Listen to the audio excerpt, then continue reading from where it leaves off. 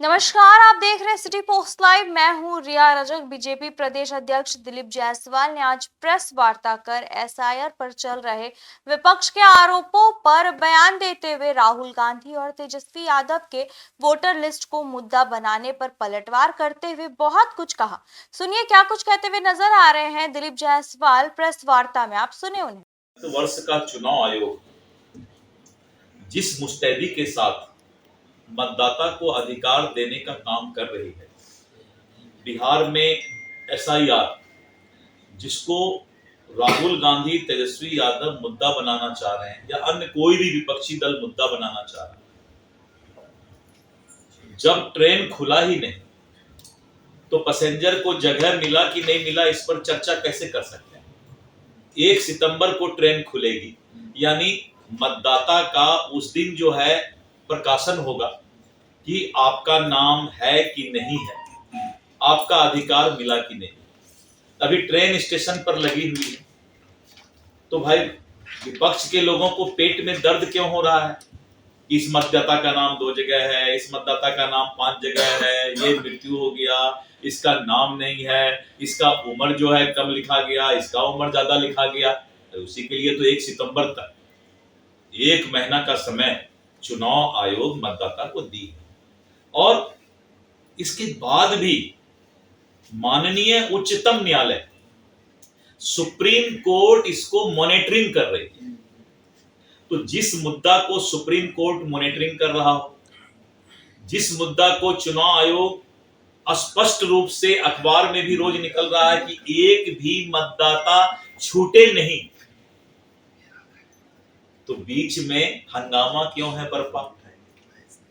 यह हंगामा क्यों बरपा है? मैं ये नहीं कहता हूं कि विपक्ष ने थोड़ी सी तो पी ली, ऐसी बात नहीं है, लेकिन जिस तरह की आवाज और भाषा विपक्ष निकाल रही है, मैं एक ही सवाल करता हूं कि जब 1 सितंबर तक फॉर्म 7, फॉर्म 6, फॉर्म 8 ये सब सारा अधिकार मतदाता के पास है, तो आप 5 मतदाता खोज के ले आते हैं कि मेरा नाम ऐसा हो गया। अरे भाई, तुमको किसने मना किया कि फॉर्म 7 मत भरो? तुम्हारे घर में बीएलओ जा रहा है, हाथ जोड़ रहा है, और किसी मतदाता को कोई दिक्कत नहीं है।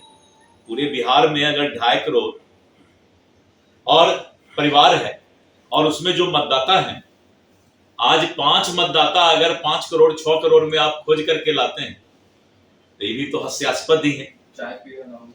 अब तो वही चाय के साथ चाय तो हो गया। मैंने सारी बात बहुत डिटेल समझाया, तो मैं ये बताना चाहता हूं कि ये नाटकबाजी, नौटंगी विपक्ष बंद करे।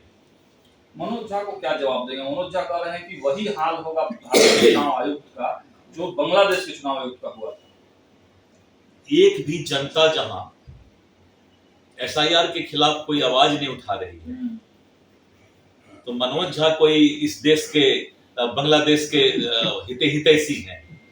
वही तो बात मनोज झा ने जो इशारा किया वो बहुत होशियारी में इशारा कर गए।